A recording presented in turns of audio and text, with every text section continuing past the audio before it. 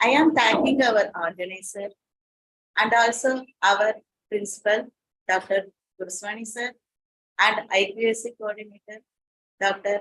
Pushpa Kuruswani, to motivate us to do many sessions like this, and also the crash course series for third year, helping them and giving them confidence to face the exam by giving many tips and ideas, calling resource persons who are also the expertise of the subject. The students get confident after the lecture and they are very easy to prepare for the exam. So now today we are going to see cost accounting 4. For that with us Dr. Shruti Chavarkar ma'am. She is awarded as PhD in October 2016. Now she is working as coordinator of financial market in Somaya Vidyavidyat News. She had published many international and national journals. In journals, she have given many papers, and also she is having more than 15 years of experience. And she is having experience of subject matter expert and also in corporate and also working in CA firms. Multitasking, madam, we are having with a good experience. Students will get good guidance from her and face the exam with confidence. Over to you, ma'am. Thank you so much, ma'am, Mithili ma'am, for introducing me. Once again, thanks to S.S.T College and the management of the college for re-inviting me for such beautiful and informative session. I hope I will not disappoint to you. Thanks for showing faith and confidence in me. Thank you so much. So before starting our session, I would like to share my screen with you guys.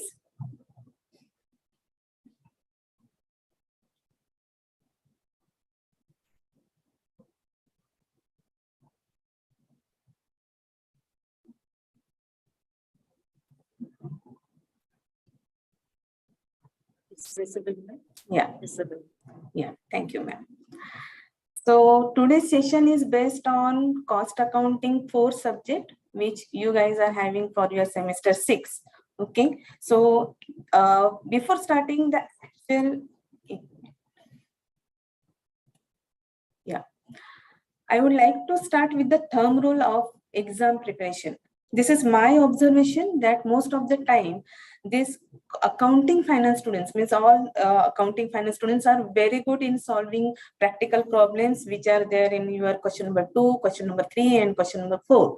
They are getting 15 out of 15 in all this question, but they are losing their marks in objective type questions which are there in question number 1 and question number 5, where short notes are asked. So my humble request to all the students of TYBAF that please read your material, your chapters, whatever material notes you are having, whatever notes provided by your teachers, please go through at least once so that your concept will be clear and you will be you will get good thorough knowledge of that subject. Then start solving the problems. Of course, while solving the problems, you have to solve the problems on your own. Take one rough paper with you, see the problems, read it, try to understand the meaning of those problems, and then solve those problems on your own. Once you are solving this problem, then cross-check it with your given or solved solutions which is provided in the books and all, and then cross verify your answer with that and see where you have made the mistake. First time maybe you are wrong, but next time, second time, when you will do the second practice, that time you will be more confident to solve these problems.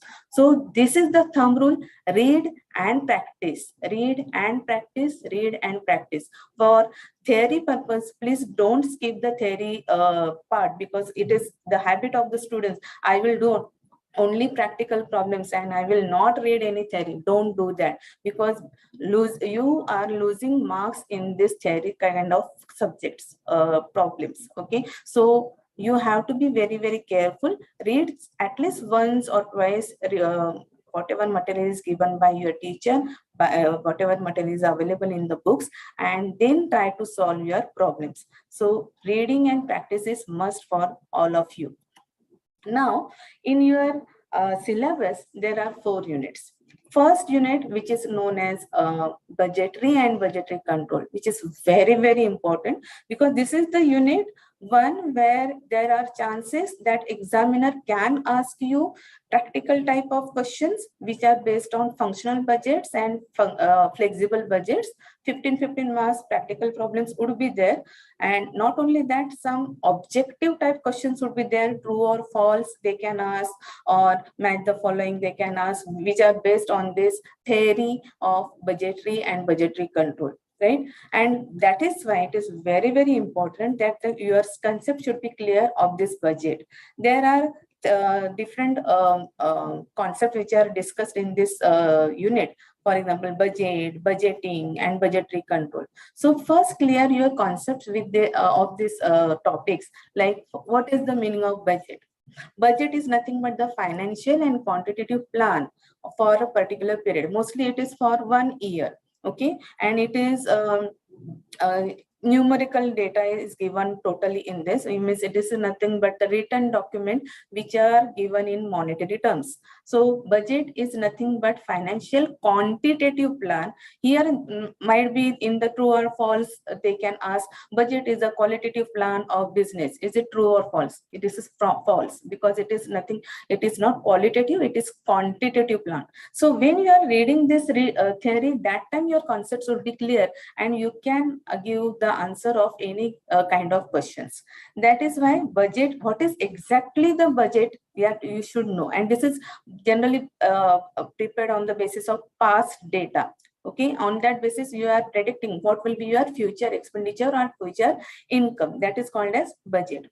After that, the next version is budgeting. Budgeting is the wider concept and wider scope than the budget. It is the entire process of your designing of budget, implementing of budget, and how to operate that budget. So this is a wider scope than it has the wider scope than budget. Then it is the provision of resources, how it will be support to your budget plan. So budgeting is different and budget is different. And the next part is now first we will see why what are the objectives of budgeting. The budgeting, generally people are preparing for achieving some specific goal or some specific target, and to achieving that target you have to execute some plan how you will achieve those goals. And after that you have to check your actual results with the whatever plan you have made, and then see where you are lagging behind and how you will coordinate the activities and how you will motivate the people to improve their performance as per your budget. So that is why budget should be done. Now there are some benefits also of budget. First thing, it is helping you to maximize your profit. It is helping you to improve your efficiency. It is helping you to evaluate your performances, and also it is helping you to reduce your costs and better communication with your other departments time to time when you are following the budget. So these are the benefits of the budget. But at the same time, budgeting, it has some limitations also, some disadvantages also. Disadvantage in the sense that sometimes small scale industries, they are having very much workload. They are not able to prepare this kind of budget because it is time consuming. At a time they are having so many operations, and that's why they are not able to focus on how to prepare the budgets and all. Not only that, preparing the budget itself should have the skill to prepare, how to prepare the budgets and all. The person should have that expert knowledge and all, and which is not possible for the small scale industries to appoint such people for their industries and all. That's why it is costly also for them, and a lot of efforts are also required. You have to collect the past data, you have to connect it with the present data, and then you will prepare for the future data. So many efforts you have to put it in, and then only your budget would be great. So you should work in have to work in it that at a large scale. So sometimes that is why it has the limit for small scale industries, and other industries also it is not possible because it is time consuming, costly, it requires full efforts and some excessive time you have to spend on it, and sometimes it is giving the danger of rigidity also. You are stucking yourself with that figures and this thing, and sometimes it is not providing that kind of flexibility in future. So these are the limitations of budgeting. These all things you should aware about it when you are starting studying this first unit. Not only that, if you see next version is budgetary control. Once the budget is prepared, it is not the end, but it is after that you have to control it time to time. There is a need to continuous compare it with the planned one. So you have to compare your budget time to time with your actual results, and if it is needed any changes, you have to make the changes in that. So this way the budgeting and budgetary control, these three concepts are totally different from each other. Even though at a first glance you think that budget pucha hai to kuch bhi likhenge, don't do that. Every concepts are having different meanings, so try to understand those meanings in depth, which will help you out to give the correct answer in your objective type questions, which will be in question number 1. Now, in the same unit, there are different budgets also they have given. Fixed budget, which is nothing but the one level activity budget, where only at one level we are preparing it and only fixed expenditure we are taking into consideration. And that is why it is very static budget. Once it is prepared by you, you can't change it again and again. So this is one time budget, and which is based on one level activity. But compared to this, next one is flexible budget, which is very, very important from your examination point of view, because there are chances they can ask you theory type of questions also, as well as practical problems are also there on this budget for 15 marks. It is now what is flexible budget? Flexible budget is nothing but which is changing time to time on the basis of level of activity given to you. Sometimes they may give you in the problem that for 50% capacity, the expenditures are this. Now you prepare the budget for 60%, for 80%, or 90%. So in this case, you are supposed to prepare 3 budgets for 3 different level of activity, for 60%, 70%, whatever they are asking you. So on the basis of 50%, you have to prepare the other level of activities budget. So that's why it is different for different levels. It is not like fixed budget. It is changing as per the level of activities. Okay. And that is why it is very, very important that the segregation or categorization of what are the fixed expenditure, what are the variable expenditure, and what are the semi-variable expenditures, you have to understand it very well. And on that basis, you have to categorize your expenditure accordingly in this budget, because this budget is changing as per your level of activity. It is not static in nature, it is not rigid in nature, it is flexible budget, and it is changing as per your levels are changing. Fixed expenditure will be common for every level because fixed total cost is not changing. But variable cost will be get changed, total variable cost will be get changed because as per your changes happening in your levels. But variable cost per unit will be same. So this concept should be clear in your mind, and according to that you have to make the calculation in your practical problems. Therefore this budget is very, very important. Try to solve the problems based on this budget. So many problems are given in your books also, in your textbook also. Without reading the problem, solve the problem and see whether you are getting proper answer which is given in your book or not. So that is the practice you have to do for flexible budget. Very simple budget, but practice is required.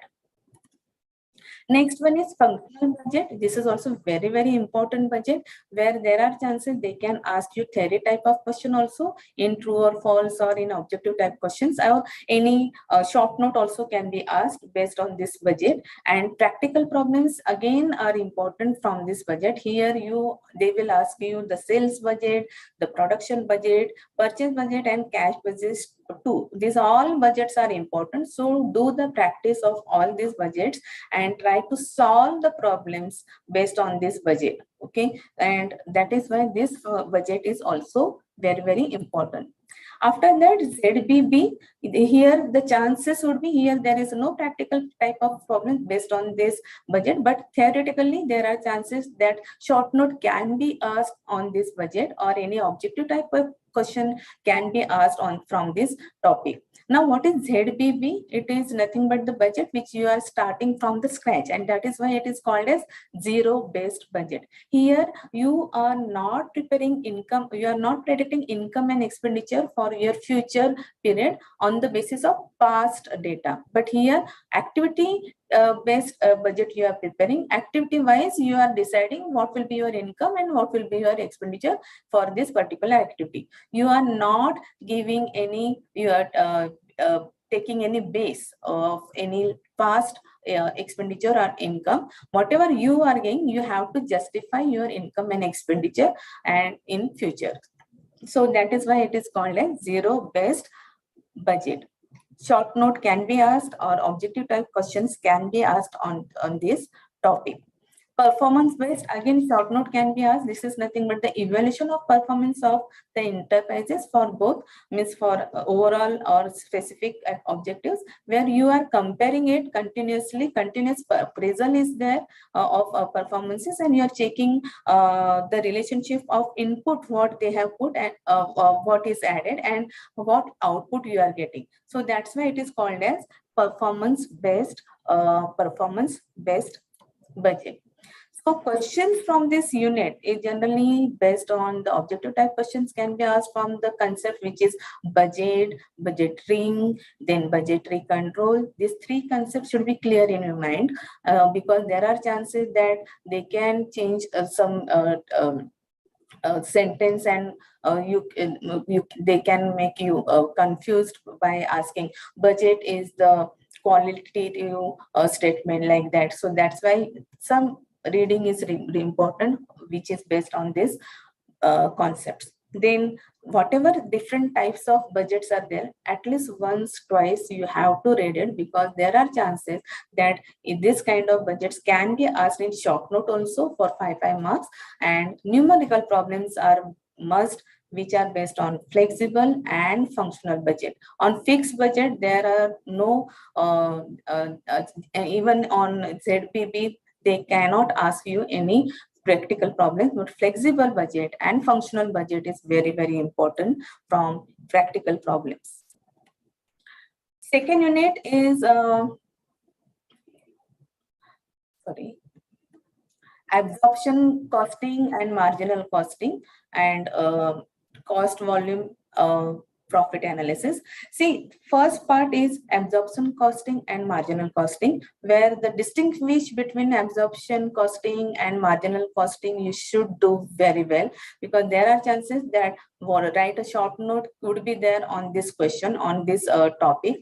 First, try to understand what is absorption costing, what is the marginal costing, what are the differences between these two, and what are their plus and minus points. This is important from theory point of view. And from a practical point of view, there would be the questions based on cost sheet. Full cost sheet they can ask you, and sometimes they can ask you original cost sheet and estimated cost sheet also. This kind of questions can be asked from this unit. So this is also very important unit. And in marginal costing, which is cost, volume, and profit analysis, you have to do all the formulas very well. Some formulas like for PV ratio, there are 3-4 formulas given in the book all formulas you have to do properly, because there are chances in objective type questions, or they can ask anything from these formulas. So that is important. PV ratio, there are three or four types of formulas are given. When there are different period data is given, how you can calculate PV ratio. When there are cost per unit data is given, how you can calculate PV ratio. So that practice you have to do.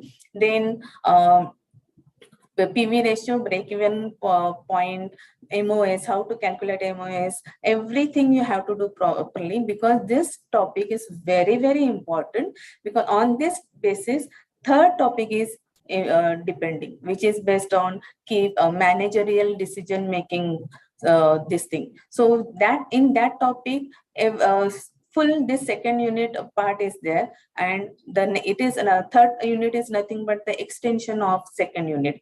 So this second unit is very, very important. Don't skip any unit from your syllabus. That is my humble request to all of you, because all 4 units are important. And right now I am saying that second unit is also very, very important, because here there are most chances to ask practical type of questions as well as theoretical type of question. Now, what is absorption costing? That is important. Try to understand the concept of this absorption costing. See, the absorption costing is the costing where you are preparing the cost sheet. And in this cost sheet, you are taking all cost, whether it is fixed, variable, direct, indirect, all cost you are taking into consideration as a production cost from beginning to end of your finished goods. And this indirect fixed costs are allocated and absorbed by the products made. So that's why it is called as full costing.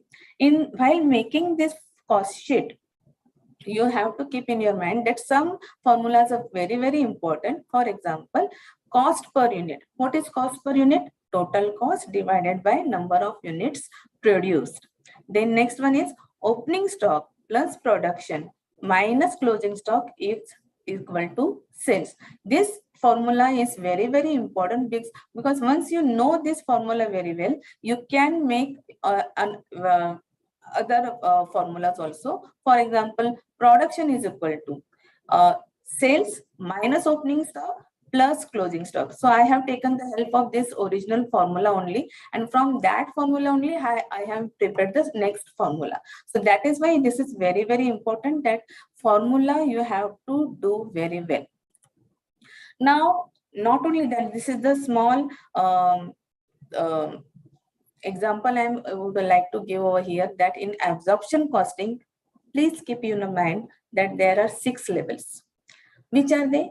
First level, take all direct material, labor or expenditure together, all direct. I said direct only. When you are adding all these direct expenditures, you will get direct cost or prime cost. This is your first level. Here you are completing the first level. To go at a second level, add factory overheads. Whatever factory overheads are given, add them. You will get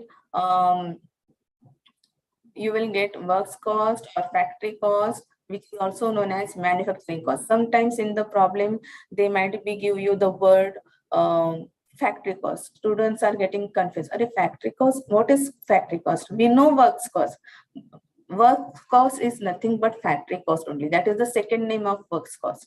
Not only that, it is also called as manufacturing cost. So this second name, third name, you should aware about it. So don't just stuck with the one word. See what other words or what other names are there for the same concept. Then this is the second level you are crossing. Then when you are adding office overheads, which are given in your problem, you are coming to the third level, that is cost of production. After getting cost of production, when you are adding any opening stock in that, opening stock of finished goods, and when you are deducting closing stock of finished goods, you will get the fourth level, that is called as cost of goods sold. Once after getting this fourth level, when you are adding selling overheads, you will reach at the fifth level, that is called as cost of sales. And once you are adding the profit in that, you will go to the sixth level, that is called as sales. So absorption costing is nothing but the cost sheet of sixth level. Please keep these six levels in your mind, and then it will be easier for you to understand what is absorption and costing and how to prepare it. Okay, so this flow you should understand properly. Now, in this absorption costing, there are chances to ask you any objective type of question. That's why, for example, cost of production plus dash dash dash is equal to cost of goods sold. So what you're supposed to add? Office overheads. When in the cost of production you are adding cost of office overheads, you will get cost of goods sold.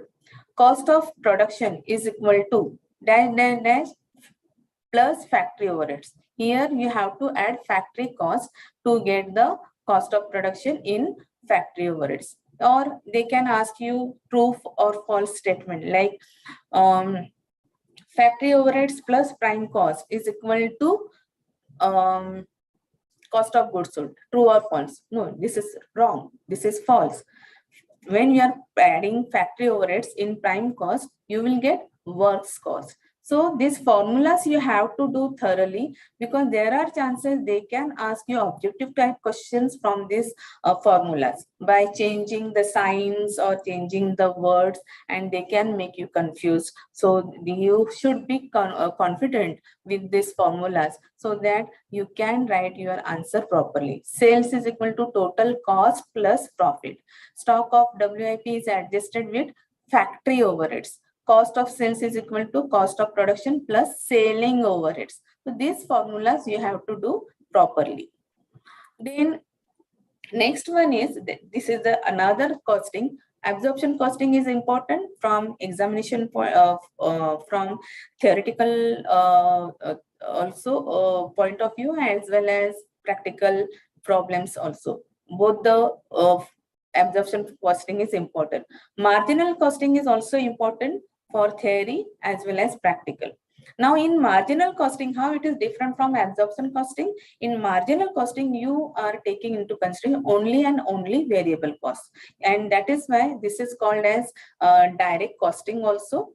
And marginal cost of a product is also known as variable cost of production product.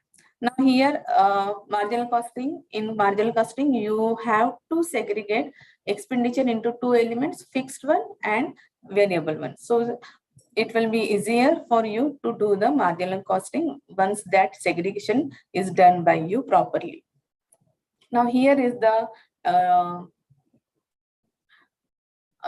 distinguish is given by me.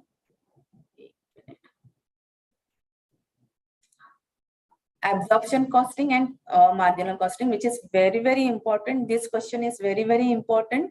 Here, this question can be asked in your short notes. So do this question very well. Even in short note, only absorption costing can be asked, or only marginal costing can be asked, or distinction between absorption costing and marginal costing can be asked. Now, absorption costing is that cost sheet where all expenditure you are considered as production cost, whereas in marginal costing, only direct cost you are taking into consideration and only variable cost you are considering as production cost. In product cost is higher in absorption costing, product cost is higher than what you are calculating in marginal costing, whereas in product cost is lower in marginal costing what you are compared to your absorption costing. So this distinction is required. Not only that, in absorption costing, you are showing overheads as factory overheads, administration overheads, and selling and distribution overheads. Whereas in marginal costing, you are not showing this kind of classification, but you are showing classification like what are the fixed expenditure and what are variable expenditure. So that is important in marginal costing. In absorption costing, you are calculating profit, whereas in marginal costing, you are calculating contribution. The second name of full absorption costing is full costing, traditional costing, whereas for marginal costing, we can consider it as direct costing, variable costing, or it is also called as incremental costing. These words you should aware, because in the match the following they can show here in the one column direct costing, and in the another column they can give the option incremental costing. So you should aware that direct costing is nothing but incremental costing or marginal costing. That's why these different names you should aware about it. Advantages of marginal costing: firms can take proper decision in pricing policy. In when they are preparing marginal costing, it is showing you the realistic profit. You can produce more, then you can control on your expenditure. If you are seeing that your fixed expenditure as you can reduce your variable expenditure when you are preparing marginal costing. So this is nothing but the short-term profit planning, which is helping you to control your expenditure. But whereas for the there are limitations also for marginal costing, because most of the time it is difficult also to segregate the expenditure, which expenditures are fixed and which expenditures are variable. So that is difficult task sometimes, and that's why it is not always beneficial for you to prepare marginal costing. And sometimes you are depending on key factor more. Some faulty valuation can be done when you are doing the marginal costing, and there would be low scope for profitability. So these are the limitations for marginal costing. This kind of questions can be asked in your short notes. So you have to read this theory properly. Now in cost volume profit analysis, this basic formulas you have to do thoroughly. Basic formulas means sales minus variable cost is equal to contribution. From the contribution, when you are deducting fixed cost, you are getting profit or loss. This is the basic cost sheet, marginal cost sheet format. Now here you can see that on the right side, I have given the contributions, other formulas also. Once this formula, this one is known, from the same format, you can prepare different formulas. Sales is equal, contribution is equal to sales minus variable expenditure. Contribution is equal to profit plus fixed expenditure. Contribution is equal to fixed expenditure minus loss, and contribution is equal to sales into profit volume ratio also. So this way you can prepare different formulas. For PV ratio, the common and mostly this formula is used, that is contribution divided by sales. When it is showing high PV ratio is good, and PV ratio is showing the relationship between contribution and the sales.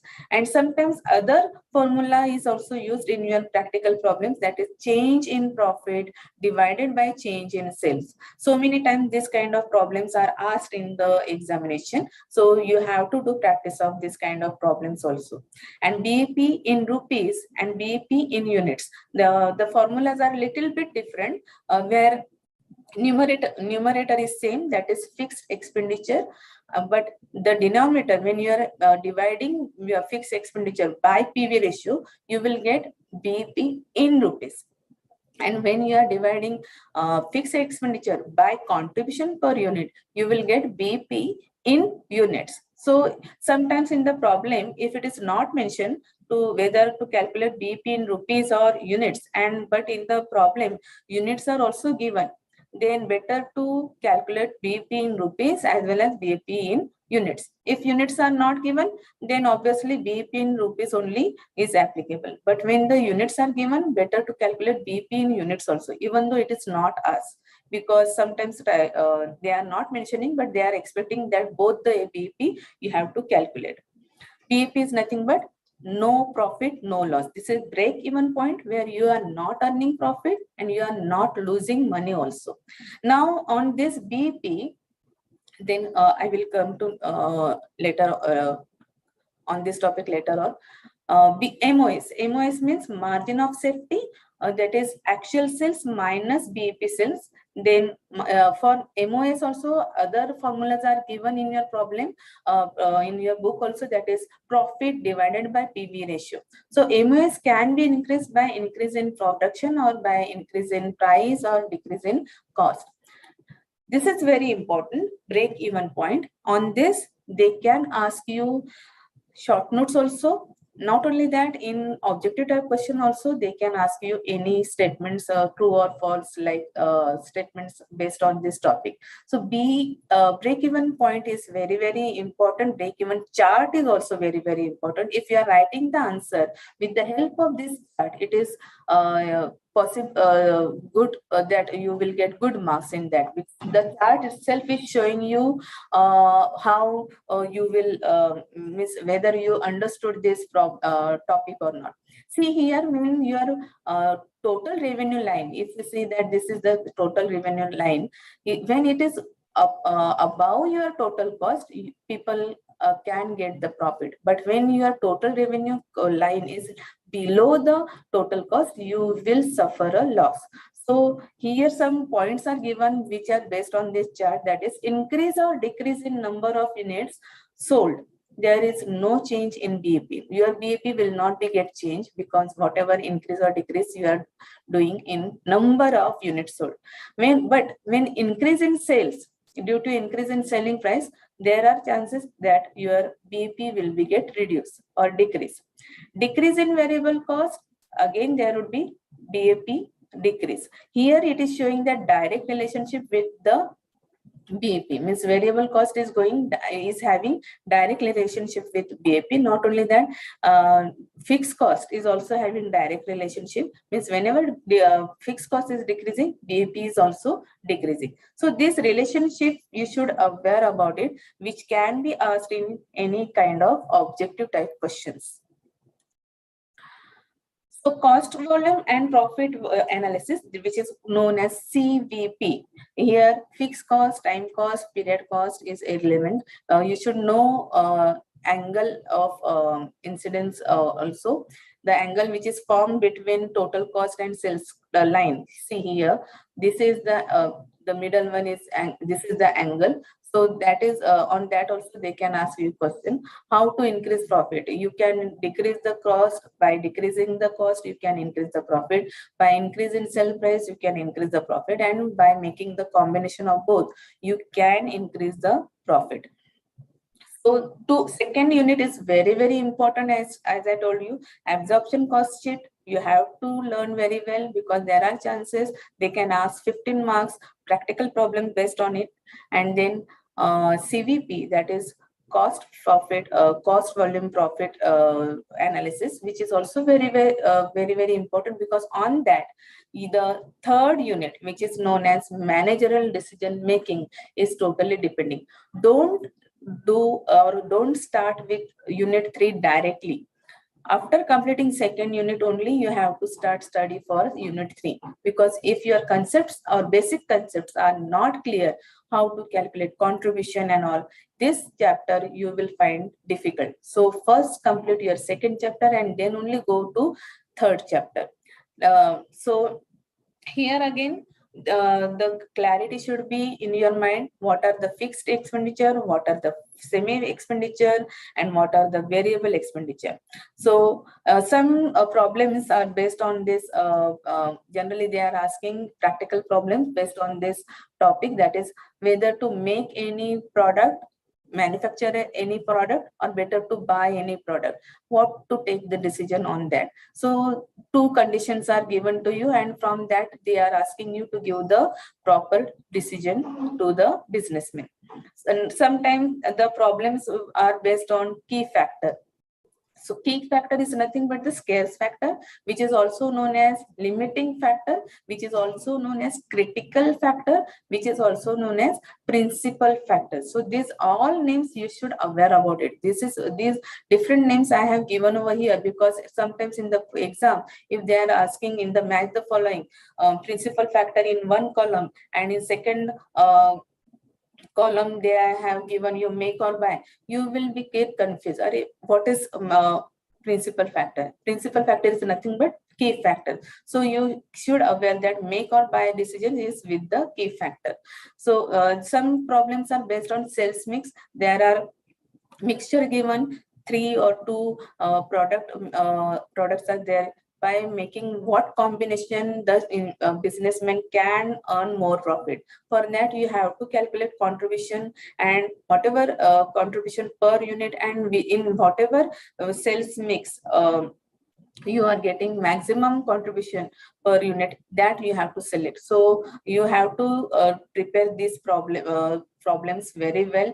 This kind of questions would be there. This is very important chapter. Again, here there are chances that they can ask you the question based on key factor or make or buy, how, or sales mix, sometimes whether to continue with the plant or whether to shut down the plant. This kind of questions are also they are giving in the problem, and you have to take the decision on that. So this is also very, very important unit where practical problems can be asked to you, and as well as in this key on the key factor or contribution per unit, they can ask you short notes or small objective type questions too. So from that point of view, you have to prepare this unit properly. Last unit, that is standard costing and variance analysis. Very vast topic, this one.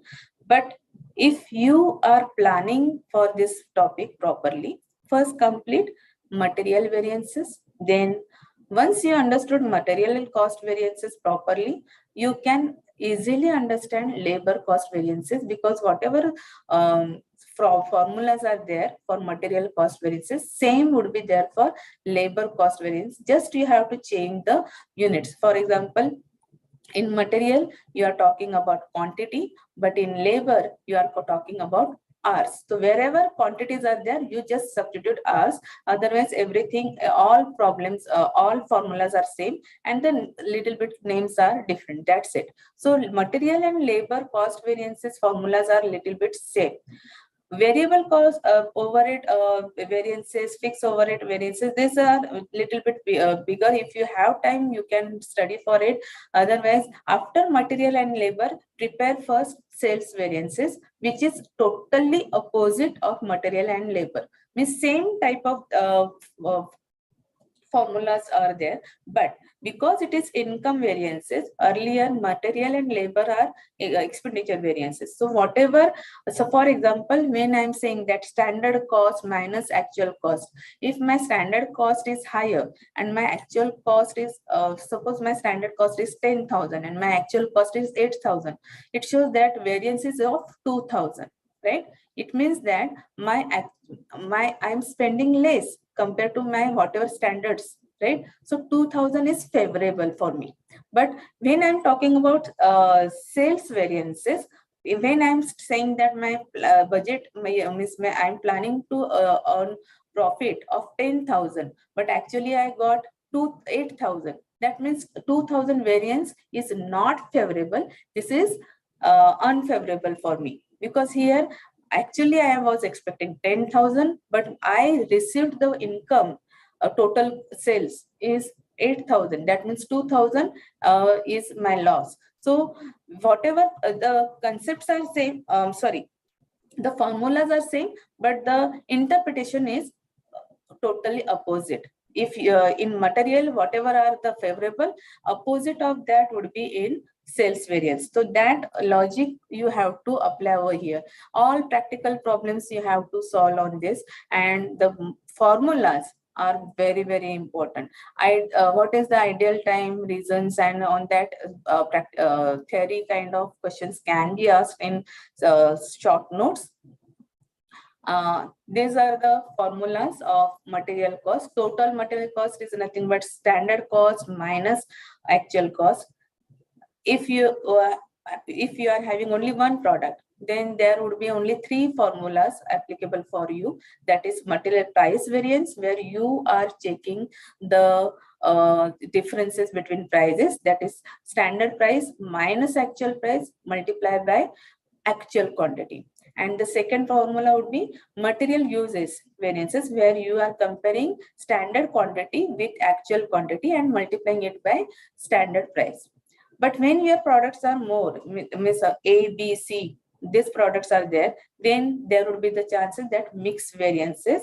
Then you have to calculate material mix variances and material yield variances. The total of these two would be material uses variances. So then in that case, there would be 5 formulas. But when only one product would be there, then only 3 formulas you have to find out. But when A, B, C or P, Q, R, this way 3 or 4 material combinations are there, then you have to calculate material mix variances also as well as material yield variances also, where the formula is revised quantity minus actual quantity into standard price, and for material yield variance, standard quantity minus revised quantity into standard price.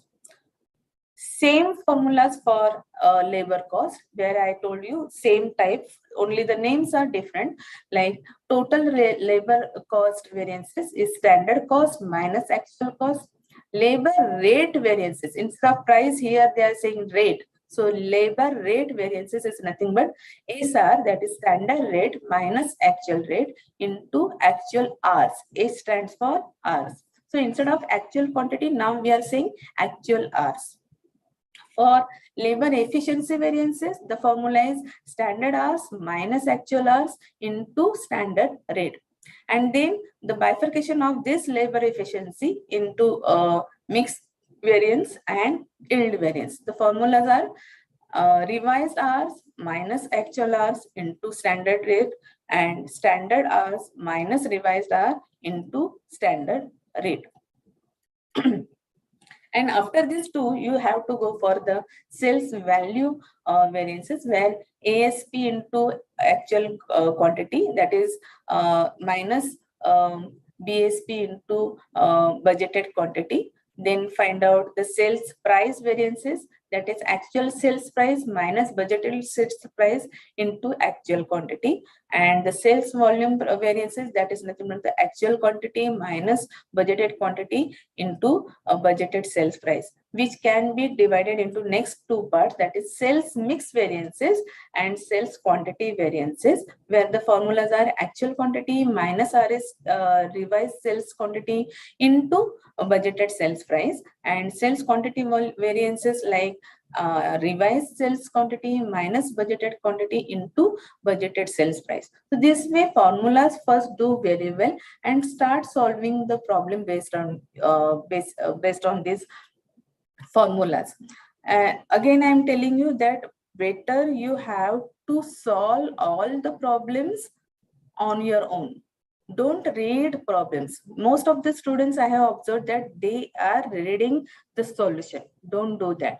How much time it will take if you are solving the problems? Just take one rough page randomly. You can solve the problems. No need that everything should be in you have to take scale and make the columns and all these things. Roughly also you can solve, and just check whether your answers are coming or matching with the solved one or not. This way, if you have practice, it will help you out to your confidence. And confidence is very, very important in your exam, because when you are lacking your confidence, you will be panic. And even though whatever you read earlier before going for the exam, there are chances that you will be clueless or you will be blank. So don't do that. So for getting the confidence, practice is important, and for getting the practice, reading is also important. So spend your time more on reading and practice. As I told you that this is only the thumb rule for your examination preparation. If you are not following this, and if you are expecting some shortcut in your exam, so then sorry to say, you will not achieve good marks. But for if you are taking any efforts, if you are reading a lot, you are practicing a lot, definitely success would be yours. So take efforts, do your practice properly, work hard. Naturally, you will get good marks also. If you're not understanding any topics, Take help of your friends. Ask your teacher, I am not understanding this topic. Let me know about it. Read it. First time if you are not understanding, second time read it again. Maybe that time you will understand. Third time read it. Maybe that time you will understand more compared to the earlier. So that way only you have to study. So hard working is very, very important. Study is very, very important. Don't go for any shortcut.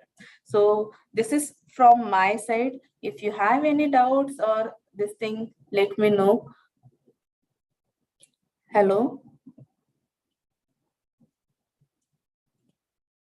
Session was very good.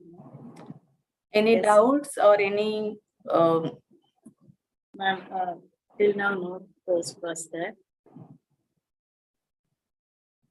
hello. Yes, ma'am. So it's my pleasure to have you. Before ending the session, I am thanking the glory of Almighty to make this event very success. And with us, it is our privilege to have you.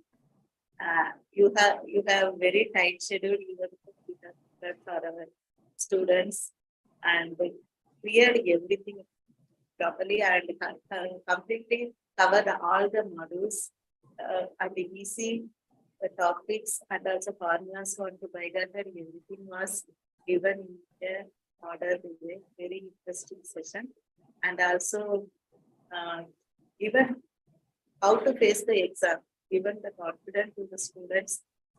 Their practice makes perfect. That is the thing you have told them, because it is the practical matter. How much practice they are doing helpful for them. Very wonderful session, and thank you on behalf of our S.S.T team for spending your valuable time and giving guidance to our third year important students who are going to face the university exam. Thanks a lot. Thank you, students, for giving participation in this session.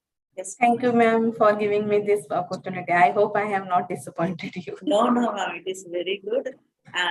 Very good, ma'am. Thank you. It is our privilege to have you. Yeah, thank you so much. Thank Bye you. bye. All Thanks the a best lot. to all Thank of you. Do very well, study very well, and rock your exam. Bye. Thank you, ma'am. Thanks for your wishes. Yeah. Thank Bye you. bye. Bye.